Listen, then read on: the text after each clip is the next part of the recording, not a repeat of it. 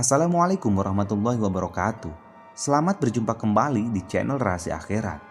Semoga sahabat selalu sehat walafiat.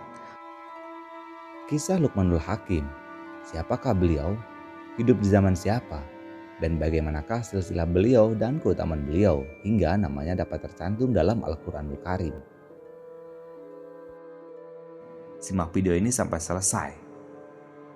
Sebelum kita lanjut video ini, tekan tombol subscribe, nyalakan loncengnya, kemudian bagikan video ini kepada teman dan keluarga kalian. Karena barang siapa yang menunjukkan kepada jalan kebaikan, maka dia akan mendapatkan pahala seperti orang yang mengerjakannya. Hadis riwayat Muslim. Kisah Luqmanul Hakim dinukil dari kitab Tafsir Al-Qurtubi. Diriwayatkan dari hadisnya Ibnu Umar. Aku mendengar Rasulullah Shallallahu Alaihi Wasallam bersabda, Luqman bukanlah seorang nabi, tapi dia seorang hamba yang banyak berpikir dan memiliki keyakinan yang baik. Dia mencintai Allah Ta'ala dan Allah mencintainya. Luqman Hakim adalah salah satu nama orang yang disebut dalam Al-Quran, tepatnya surah Luqman ayat 12-19. Luqman Hakim namanya mendunia karena nasihat-nasihatnya kepada anaknya. Ibnu Katsir berpendapat bahwa nama panjang Luqman ialah Luqman bin Unaka bin Sadun. Sedangkan mengenai asal-usul Luqman, para ulama berbeda pendapat. Ibnu Abbas menyatakan bahwa Luqman adalah seorang tukang kayu yang berasal dari Habsyi. Riwayat lain menyebutkan ia adalah orang dengan ciri fisik bertubuh pendek dan berhidung mancung dari daerah Nuba. Sebagian lain mengatakan bahwa ia berasal dari Sudan. Luqman Hakim memiliki keistimewaan yang mendapat anugerah dari Allah Subhanahu wa Ta'ala, yakni berupa ilmu hikmah. Ilmu sangat berguna bagi kepribadian manusia yang pada gilirannya akan bermanfaat bagi orang di sekitarnya, juga bagi alam semesta. Allah menunggurahinya hikmah, dan Allah memilihnya untuk dijadikan khalifah atau pemimpin untuk menetapkan hukum dengan benar. Kemudian Luqman berkata, "Wahai Tuhanku, jika engkau membebaskanku untuk memilih, maka aku memilih afiat, dan aku meninggalkan ujian. Tapi jika engkau telah menentukan kepadaku, maka aku tunduk dan patuh karena sesungguhnya engkau akan menjagaku." Hadis ini dituturkan oleh Ibnu Atiyah. Luqmanul Hakim hidup pada zaman Nabi Daud alaihissalam. Nabi Daud berkata kepada Luqman, "Engkau beruntung wahai Luqman, engkau diberikan hikmah dan ujian disingkirkan darimu. Sedangkan Daud diberikan khilafah dan diberi ujian dan fitnah." Qatadah berkata, Allah memberikan pilihan kepada Luqman antara kenabian dan hikmah. Kemudian Luqman lebih memilih hikmah daripada kenabian. Datanglah Jibril alaihissalam ketika Luqman tidur. Kemudian Jibril menaburkan hikmah kepada Luqman. Ketika pagi tiba, Luqman berbicara dengan hikmah. Ditanyakan kepada beliau, "Mengapa engkau lebih memilih hikmah daripada kenabian?" Beliau menjawab, "Sesungguhnya jika Allah mengutusku sebagai nabi berdasarkan ketetapan, maka aku pasti berharap pertolongan darinya dalam kenabian. Tetapi Allah memberikanku pilihan, maka aku khawatir jika aku tidak mampu terhadap kenabian dan jadilah hikmah hal yang aku sukai." Allah Subhanahu wa Ta'ala berfirman, "Dan sesungguhnya telah kami berikan hikmat kepada Luqman." Surat Al-Luqman ayat 12.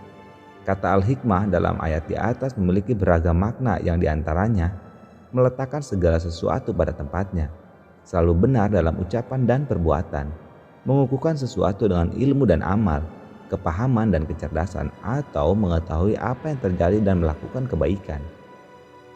Al-hikmah merupakan buah dari pengetahuan yang luas dan keilmuan yang dalam, kecerdasan serta kesadaran diri yang penuh, penelitian yang menyeluruh dari percobaan yang teruji, pengamatan terhadap keterkaitan antara satu perkara dengan yang lain, dan analogi atau kias yang dominan antara suatu hal dengan yang lainnya. Dalam sebuah kesempatan saat Luqman mengajari putranya dengan kehidupan nyata di tengah-tengah masyarakat, Luqman berkata, "Wahai putraku, lakukanlah hal-hal yang mendatangkan kebaikan bagi agama dan duniamu. Terus lakukan hingga engkau mencapai puncak kebaikan. Jangan pedulikan omongan dan cacian orang, sebab takkan pernah ada jalan untuk membuat mereka semua lega dan terima. Takkan pula ada cara untuk menyatukan hati mereka. Wahai putraku, datangkan seekor keledai kepadaku dan mari kita buktikan." Suatu ketika Luqmanul Hakim mengajak anaknya berjalan ke pasar. Beliau mengendarai seekor keledai sementara anaknya berjalan kaki menuntun keledai tersebut. Ketika melewati suatu tempat, ia mendengar pembicaraan orang-orang. Lihat, orang tua itu benar-benar tidak memiliki rasa kasih sayang. Anaknya yang kecil dibiarkan berjalan kaki, sedangkan dia bersenang-senang menunggangi keledai. Wahai anakku, dengarkah engkau apa yang mereka perkatakan itu? Tanya Luqmanul Hakim kepada anaknya. Dengar ayah, jawab anaknya sambil mengangguk-anggukkan kepalanya. Sekarang engkau naiklah ke atas keledai ini, biar ayah yang menuntunnya, katanya sambil mengangkat anaknya ke atas keledai. Lalu mereka meneruskan perjalanan. Tidak berapa lama kemudian ketika melewati sekelompok orang. Lihatlah, betapa anak tidak pandai mengenang budi ayahnya yang sudah tua. Disuruhnya ayahnya menuntun keledai sedangkan dia yang masih muda menungganginya. Sungguh tidak patut, kata orang-orang tersebut. Dengarkah engkau apa yang mereka perkatakan? Tanya Luqmanul Hakim kepada anaknya. Anaknya mengiyakan pertanyaannya itu. Sekarang engkau turun dari keledai ini dan kita sama-sama berjalan kaki, kata Luqmanul Hakim. Anaknya segera turun dari keledai lalu berjalan bersama beriringan dengan ayahnya menuntun keledai. Sejurus kemudian mereka bertemu pula dengan sekelompok orang lain. Alangkah bodohnya orang-orang yang menarik keledai itu. Keledai untuk dikendarai dan dibebani dengan barang-barang, bukan untuk dituntun seperti lembu dan kambing, kata mereka. Dengarkah engkau apa kata mereka? Dengan bersusah payah mengikat keempat kakinya, akhirnya mereka mampu mengangkat keledai itu dan dalam keadaan demikian itu mereka mulai berjalan dengan beban memikul seekor keledai. Ketika sejumlah orang melihat mereka berdua memikul seekor keledai, mereka ketawa terbahak-bahak. Hahaha, lihatlah orang gila memikul keledai itu. Dengarkah engkau apa yang mereka katakan? Dia bertanya kepada anaknya lagi. Dengar ayah, jawab anaknya. Mereka lalu meletakkan keledai itu ke tanah. Luqmanul Hakim pun kemudian menjelaskan hikmah di balik peristiwa tadi. Anakku, begitulah sifat manusia. Walau apapun yang engkau lakukan, engkau tak akan terlepas dari perhatian dan pandangan mereka. Tidak menjadi soal apakah tanggapan dan sikap mereka benar atau salah. Mereka tetap akan mengatakannya. Ingatlah anakku, bila engkau telah bertemu kebenaran, janganlah engkau berubah hati hanya karena mendengar kata-kata orang lain. Yakinlah pada diri sendiri dan gantungkan harapanmu kepada Allah. Firman Allah Subhanahu wa Ta'ala, kamu sungguh-sungguh akan diuji terhadap hartamu dan dirimu, dan juga kamu sungguh-sungguh akan mendengar dari orang-orang yang diberi kitab sebelum kamu, dan dari orang-orang yang mempersekutukan Allah. Gangguan yang banyak yang menyakitkan hati. Jika kamu bersabar dan bertakwa, maka sesungguhnya yang demikian itu termasuk urusan yang patut diutamakan. Al-Imran ayat 186. Luqmanul Hakim juga pernah berwasiat kepada anaknya sebelum beliau meninggalkan dunia yang fana ini. Wahai anakku, janganlah engkau makan kecuali makanan yang sedap sahaja. Perbanyaklah kahwin, serta bangunkan rumah di seluruh pelosok bumi ini. Anaknya seolah-olah tidak percaya dengan wasiat ayahnya itu. Tetapi mungkin juga ada sesuatu di balik kata-kata itu, pikirnya. Setelah ayahnya selesai dikebumikan, dia bertemu dengan seorang teman dekat ayahnya, lalu meminta penjelasan tentang kata-kata wasiat ayahnya itu.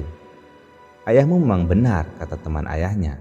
Dia semakin bingung dengan jawaban itu, lalu bertanya, apa maksudnya? Wasiat ayahmu yang pertama artinya, janganlah engkau makan kecuali apabila telah benar-benar lapar. Karena apabila engkau sudah terlalu lapar, engkau akan merasa makanan yang engkau makan itu begitu enak, lezat, dan engkau akan bersyukur dengannya. Tentang wasiat ayahmu yang kedua, hendaklah kamu selalu berkelana, karena apabila engkau bertemu lagi dengan istrimu setelah lama terpisah, engkau akan merasa seperti baru kawin lagi. Sedangkan wasiatnya yang ketiga yang menyuruh engkau membangunkan sebanyak-banyaknya rumah artinya, carilah sahabat sebanyak mungkin. Apabila engkau telah bersahabat dengan seseorang, maka rumahnya akan menjadi seperti rumahmu sendiri, dan rumahmu juga sudah seperti rumahnya. Setelah mendengar penjelasan itu, barulah dia paham maksud yang sebenarnya dari kata-kata ayahnya yang pada mulanya dianggap aneh itu. Para ulama berbeda pendapat mengenai pekerjaan Luqman. Katanya beliau adalah seorang tukang jahit. Ini menurut Sa'id bin al-Musayyab. Dikatakan kepada orang yang hitam, "Janganlah khawatir karena kamu orang hitam, karena sesungguhnya ada 3 orang terbaik dari kulit hitam, yaitu Bilal, Maja, Maulanya Umar, dan Luqman." Ada yang berpendapat bahwa Luqman bekerja mencari kayu untuk juragannya. Luqman berkata kepada orang yang melihatnya, "Jika engkau melihat tebalnya kedua mulutku, maka dari keduanya keluar kalimat-kalimat yang lembut. Jika engkau melihat hitamnya kulitku, maka hatiku putih." Ada yang berpendapat bahwa dulu Luqman adalah seorang pengembala. Kemudian ada seorang yang mengenalnya waktu dulu melihat beliau dan berkata, "Bukankah engkau adalah budaknya Bani Fulan?" "Benar," jawab Luqman. "Bagaimana engkau bisa menjadi yang aku lihat sekarang?" Luqman menjawab, "Sebab takdir Allah, amanah, jujur dalam berbicara dan meninggalkan hal yang tiada gunanya." Menurut Khalid Ar-Robi, Luqman adalah seorang tukang kayu. Juragannya Luqman berkata, "Sembelihlah kambing untukku, kemudian kirimkanlah 2 daging terbaiknya." Lalu Luqman mengirimkan hati dan lidah. Juragannya memerintahkannya lagi untuk memotong kambing dan meminta 2 daging yang paling buruk. Kemudian Luqman mengirimkan lidah dan hati lagi. Juragan berkata, "Aku menyuruhmu untuk mengirimiku 2 daging terbaik dan engkau mengirimkan lidah dan hati. Kemudian aku menyuruhmu lagi untuk mengirimkan 2 daging terburuk, dan engkau mengirimkan lagi lidah dan hati." Luqman berkata, "Sesungguhnya tiada sesuatu yang lebih bagus dari keduanya jika keduanya bagus, dan tiada sesuatu yang lebih buruk dari keduanya jika keduanya buruk."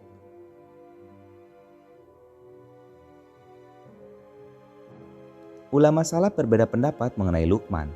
Apakah dia seorang nabi atau orang soleh tapi bukan nabi? Menurut mayoritas bahwa beliau adalah bukan nabi. Ibnu Abbas berkata, Luqman adalah seorang budak dari Habsyah Ethiopia, seorang tukang kayu. Jabir bin Abdillah berkata, Luqman orangnya pendek, berhidung pesek, berasal dari Nubia. Sa'id bin Musayyab berkata, Luqman berasal dari Sudan. Allah memberikan hikmah kepadanya dan tidak memberikan kenabian.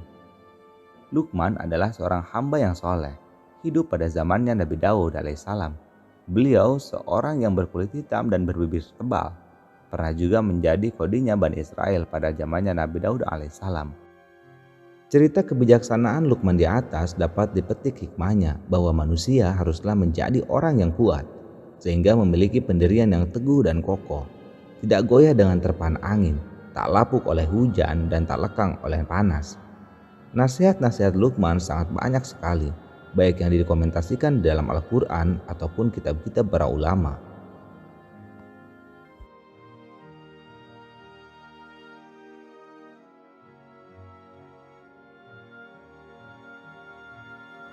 Terima kasih telah menonton channel ini.